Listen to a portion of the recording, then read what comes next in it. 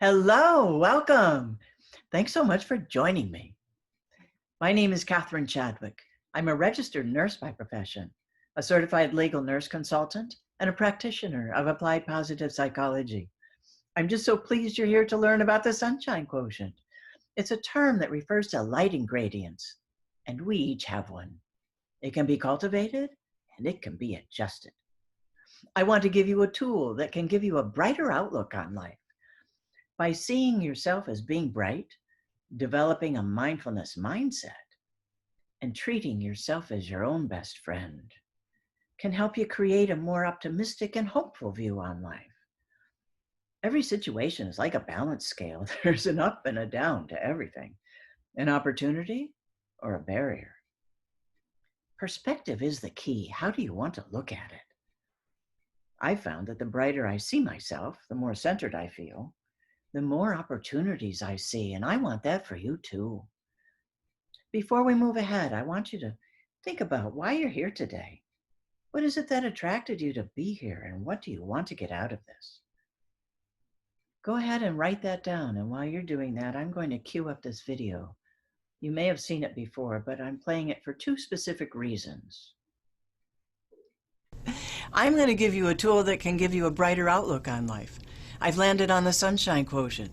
It happened in response to people telling me that I had such high energy. My skin was glowing, and I kept saying, I have a very high Sunshine Quotient. After about 3 times of that, I thought, what the hell is a Sunshine Quotient? I had to look it up.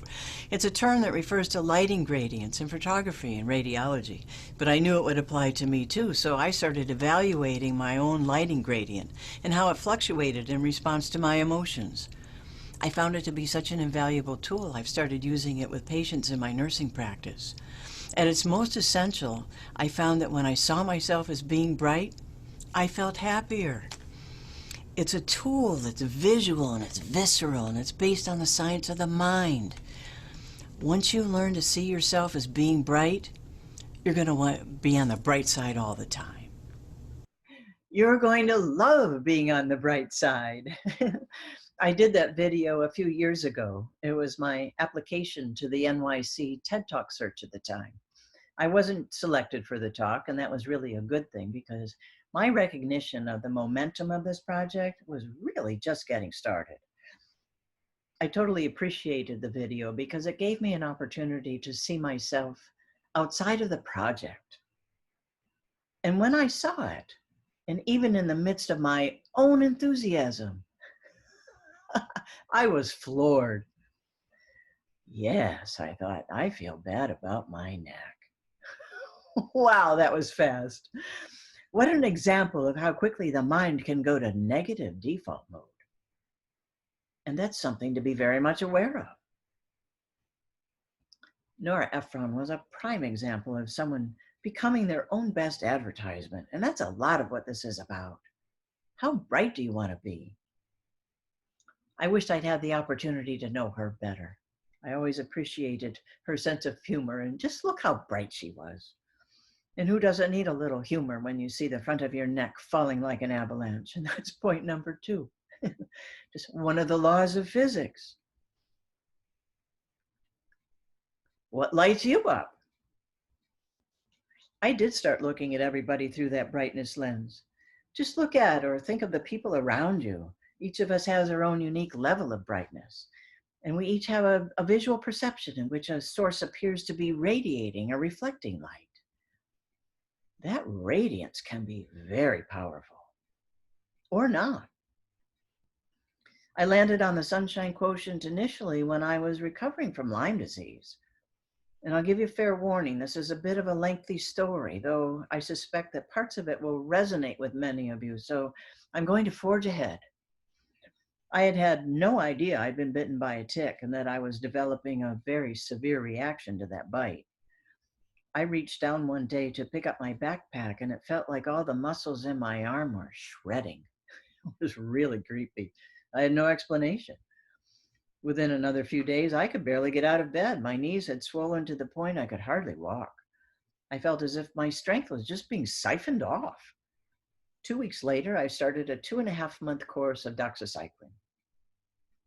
Even with the doxy, my knees were huge and stiff, and the body ache was excruciating. I woke up one morning to find that my right hand had blown up to about half again the normal size of it. And the ring that I hadn't been able to get off was so tight that it was cutting into my finger, and my finger was turning purple and I was bleeding. I knew I had to find someone to cut the ring off, and I managed to get myself to a jeweler. After he finished cutting it off and he was putting it in an envelope for me, I just slumped over the top of this jewelry case and I was exhausted.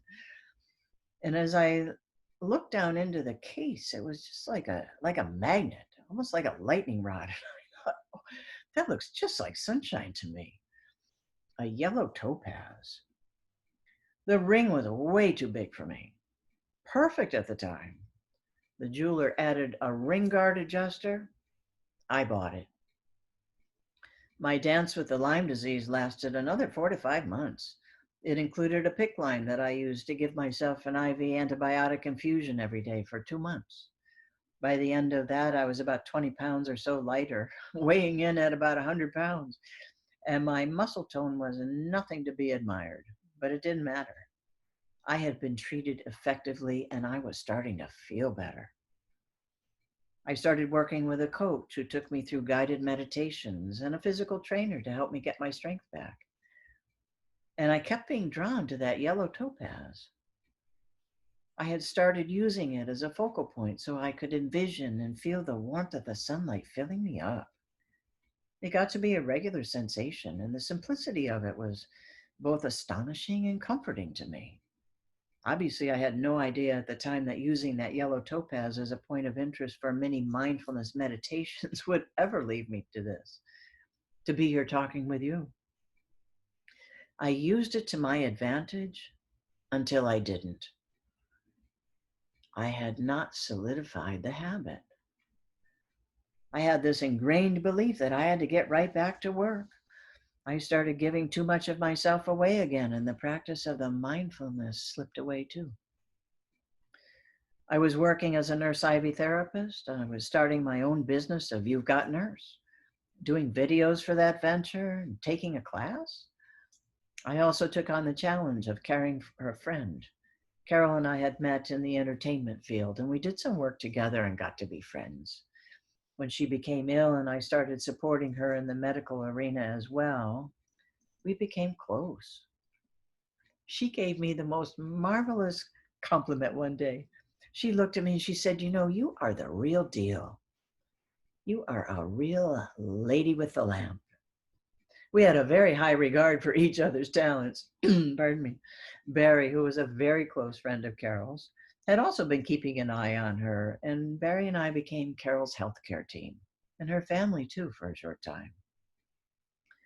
Carol and her attorney asked me if I would be willing to take on the role of being Carol's executrix for her estate because the executor that Carol had previously designated was deceased.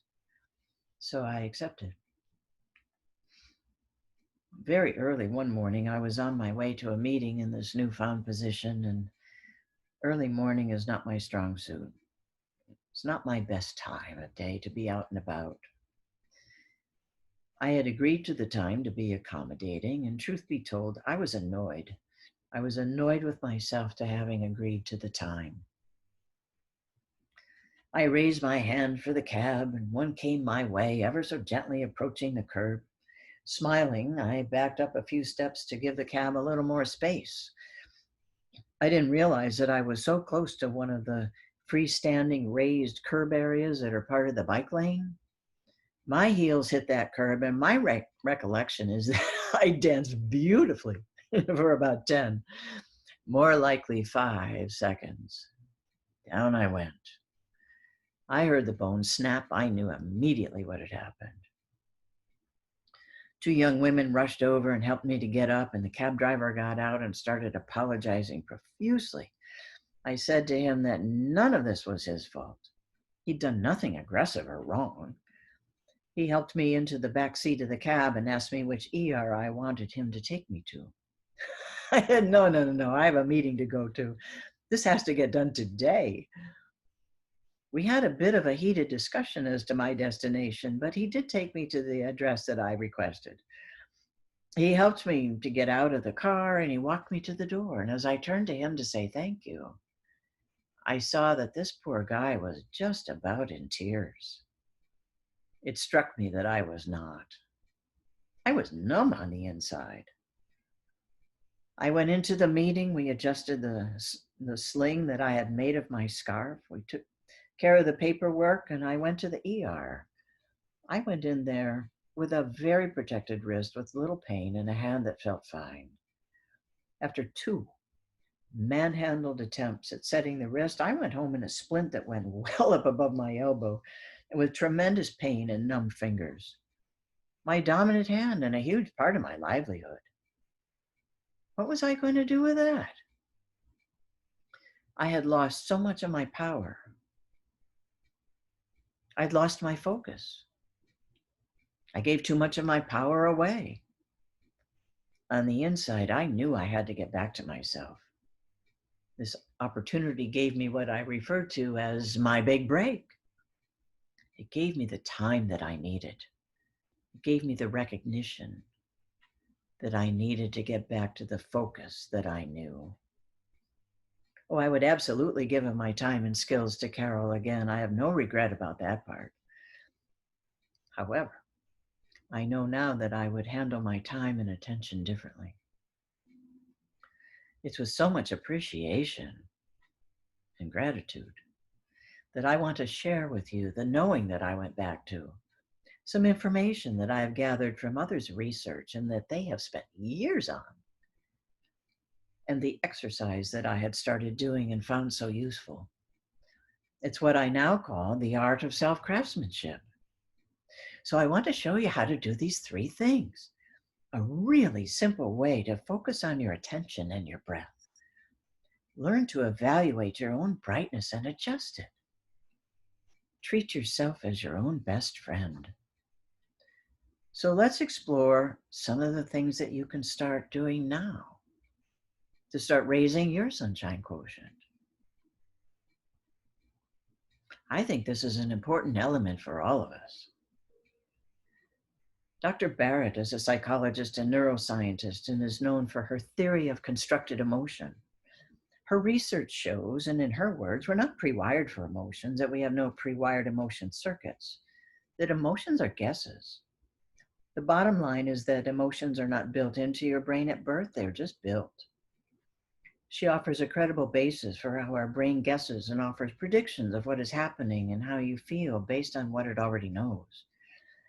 She refers to the principles of Bayesian probability, which in simple language is, instead of probability being interpreted as the frequency or the propensity of a phenomenon, it's interpreted as reasonable expectation based on your knowledge base or justification of a personal belief. And that leads us to the whole arena of bias, and which is very much in our vision and consideration these days, and as it should be, not only for our social constructs, but for our individual health as well. I'll be sharing some of Dr. Jennifer Everhart's research on bias in the Power Brightness Ascent. Now would be a fabulous time to examine beliefs that have been handed down from generation to generation and largely without examination. Take a breath. This is so simple. I don't know why we have to remind ourselves about this sometimes. Take a big breath right now. It feels good, doesn't it? Conscious breathing stimulates your vagus nerve, also known as cranial nerve number 10. Look how extensive it is. It regulates a large portion of how your body operates. Among other things, this stimulation can lower your blood pressure and your heart rate, can improve rhythms of your heart. It can really improve your vagal tone, a measure of the vagal response, which is the baseline parasympathetic action that your vagus nerve exerts, a behind-the-scenes activity that you can influence. I believe that we have more influence within ourselves than we're often aware of. And this is a large part of this. Mindfulness is a kind of meditation, focusing on the present. Activities can become mindfulness exercises. The simple act of washing your hands or singing a song. Meditation is a mental exercise that trains attention and awareness. They both complement each other and cause the other to come more easily. They enhance the body mind connection. Being open to new information and different points of view for consideration is a large part of mindfulness. It's about expansion of vision and experience. Dr. Sarah Lazar is a neuroscientist at Massachusetts General Hospital and Harvard Medical School. She studies meditation and yoga. Her studies have shown that meditating can change your brain in ways that can reduce stress and improve cognition. In interviews, she has said that it has been beneficial for her personally as well, that it causes her to feel more grounded.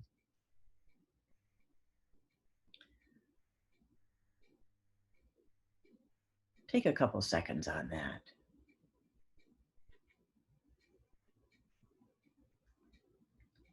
Sunlight is the powerhouse of energy, the energy that we all use. It's essential, and real or imagined, it just makes you feel good. I say let the sunshine open your mind. We can visualize situations with more positivity than we typically take or make the time to do. Visualization and imagination are part of how we all operate. There have been numerous studies that show the brain does not differentiate between a real experience and an imagined experience. So, why don't most of us use our imagination more? Thoughts determine what the brain looks for, so think about what you want to be on the lookout for. Dr. Fredrickson is a researcher whose work on positive emotions is extensive. It was reading her work that initially made me think that a talk like this could ever be possible. In her words, create the mindset for positive emotions, and positive emotions will follow. And let's keep talking about energy. This is what I refer to as the art of body physics. This is so fun. These are some of the founders and physicists. It's all about energy and momentum and physics and chemistry. We're all like a petri dish of possibility. I've added Martin Seligman here. Dr. Seligman is known as the father of positive psychology, focusing on what's going well in a person's life and building the momentum of focusing on the bright side, so to speak. It doesn't make you a Pollyanna. It helps you to create balance. It doesn't happen overnight, and it's all about focus. What you focus on is what you get. How many times have we all heard that? However, the more you focus on what's going well, the more starts going well. It opens up the space for allowing you to see more solutions and opportunities for growth and improvement. And on to more energy, how about that Thomas Edison? The harnessing of the electrical energy to cause it to be light. He directed that energy. And it's no wonder Thomas grew up with a real advantage, his mother. It's my understanding that Nancy Matthews Elliott received a letter from the school telling her that her son Thomas was addled and to no longer send him to the school. She never told Thomas that. She turned that unkind letter into an opportunity and told him that the school thought he was a genius and the school could just no longer serve him. He learned at home and pursued what he was interested in, what he was good at. Nancy Matthews Elliott innately knew what energy and momentum could do. She provided the bright side. She created a positive mindset. That's exactly what I'm talking about. You can be your own Thomas Edison. You can focus your own energy, your own light. How bright do you see yourself? How bright do you feel yourself being on a simple scale of 1 to 5? There may be days you don't even feel like a 1, but it's something to strive for. And having a visual of it is a bit like a lighthouse that's showing you the way. What would you like your average baseline to be? And that leads us to hope. Dr. Dan Tomasulo was one of my instructors for the NICAP program, and I want to give a shout out to him. His most recent book, Learned Hopefulness, has been released. I've just finished reading it. I think you should get a copy too. It's more than worth it.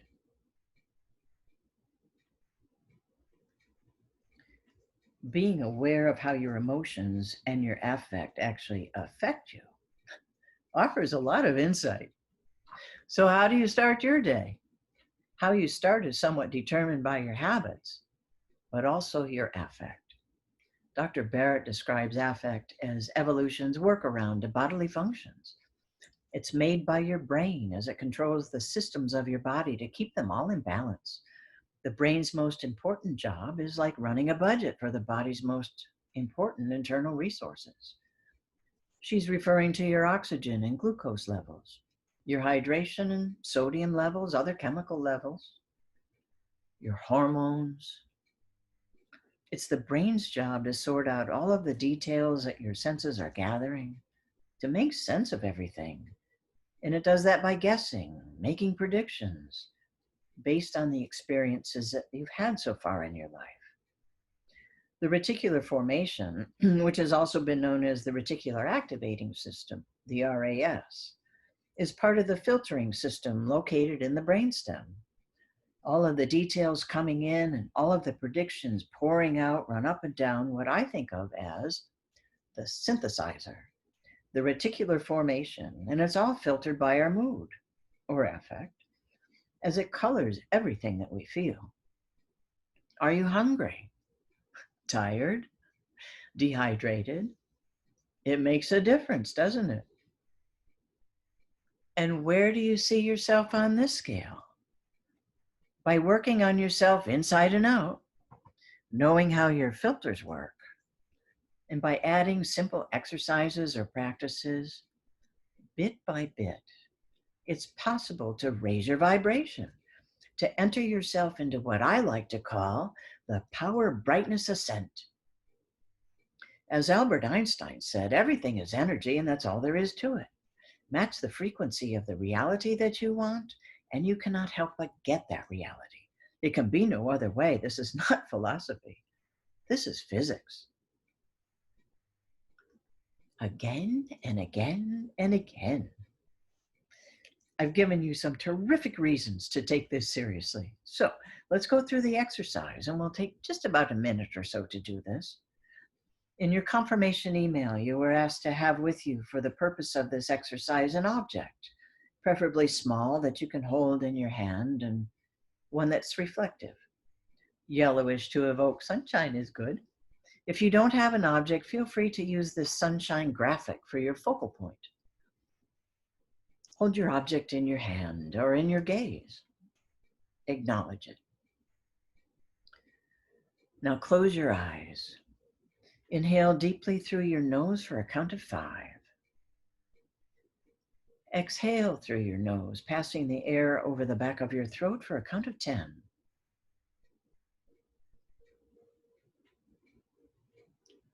Do this one more time.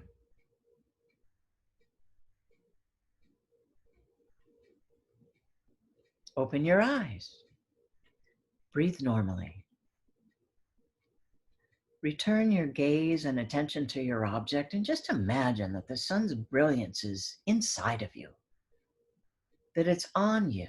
Envision and feel the warmth of the sun's rays on your skin. Imagine just being flooded with sunlight. Remain in this sun space, examining the various dimensions and reflections of the object. Just admire it. Feel it. I'll time you for about 30 seconds.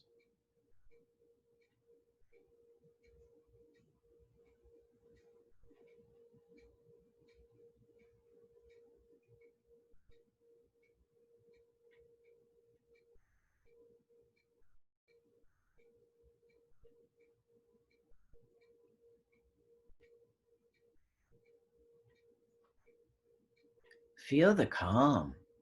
Equanimity is the goal. By doing this exercise for just a minute or two at a time, 2 or 3 times a day, will cause you to start a habit of establishing a mindfulness practice for yourself. This is certainly not the be-all, it ends all. This is a very, simple tool. Think of it as a set of training wheels or a balance bike just to get you started. If you're already good at mindfulness, please take this as just another sweet little variation. I believe you've had a taste, that you've seen and felt that by conscious breathing, taking that deep breath or two, seeing yourself as being bright as you can at that moment in time, by feeling the warmth of it, that you can see and feel that it's possible to start to create a mindset of mindfulness. You need to be honest with yourself. Studies show that it takes on average of 66 days to create a habit. Most people do what they know, what they've been taught. It doesn't have to be a life sentence. Learn something new that works for you. It doesn't matter when or where you start on any journey, but to go anywhere, you just have to start. I'd like to introduce you to Jennifer Corey. Jennifer was another one of my instructors in the NICAP program. This is included in her website introduction. And as she says, every day. Jennifer has started the Heart Initiative, and we'll be talking more about that too. Know your character strengths. I'd like to also introduce you to Dr. Nemec. He's the Director of Education of the Via Character Institute, and he's written several books, including Mindfulness and Character Strengths. Knowing your strong suits is yet another valuable tool. For example, my top 5 character strengths are spirituality, creativity, humor, curiosity, and gratitude. Would I ever want to squash any of those? No. However, I'm very well aware that curiosity can take me on a wild goose chase on occasion, and it's not a very good use of my time. I want to use my strengths to my best advantage. And I can't talk about all of this energy without telling you a story about my mom, Rachel. She was great. Rachel was lively with a good sense of humor, loved her families. She loved adventure. Rachel had hardships along the way too. She wasn't exempt. I didn't go back and calculate the exact years, though I think it was within a 5 or 6 year span. And by the time she was 26 years old, she experienced the loss of both her parents, the loss of her first husband to a car accident. She remarried and they lost the first child of that marriage to a really freak accident. And a string of events like that over that period of time can really decimate a person or fuel them. Rachel chose life to be fueled. She went on to live a wonderful life, and I'm not saying that she ever forgot. She just chose to not keep reliving the tragedies. Rachel made her transition several years ago after experiencing Alzheimer's disease. She was in hospice care that facilitated her passing on at home, and Neil came from the funeral home to pick her up. We moved her ever so gently onto the gurney, and Neil wheeled her out to her front porch. As soon as she reached the front steps, there was this huge flash of light and what sounded like a crack of thunder, a huge spark. My sister-in-law, Sandy, turned to me and said, "There she goes." The lights went out in the village and the whole south end of Keuka Lake for about 30 seconds. It was Rachel's message to anyone listening. It's all about the energy and the momentum. I want you to stand up for yourself by taking care of yourself. Use your best strengths. You have a choice of what you think about. You might not always think that you do, but you do. I want you to feel the spark, to learn more and open yourself up to living the life that you want, not just the one that society expects. Give a ripple. I would like to send you an 8-week study that includes the purpose of the study and the directions for the exercise. Kindly send me an email either through the link below or on the study page so I'll know where to send it to you. I encourage you to actually participate in the study, and you'll let me know that too through the website. I also invite you to join me for the Power Brightness Ascent. We'll meet for just about a half hour or so, once a week for 8 weeks. I'll share with you highlights of books that I use for reference and ones that I am currently reading that will give you additional information. It will also give you support in creating that new habit of mindfulness for yourself. You'll have the opportunity to ask me questions. We'll be talking about character strengths and hopefulness and emotions, self-compassion, resilience, wisdom, bias, just to name a few of the topics. I'll provide those notes to you by email each week as well. Kindly contact me through my website. I very much look forward to hearing from you. Thank you very much. Be well and take care of yourself.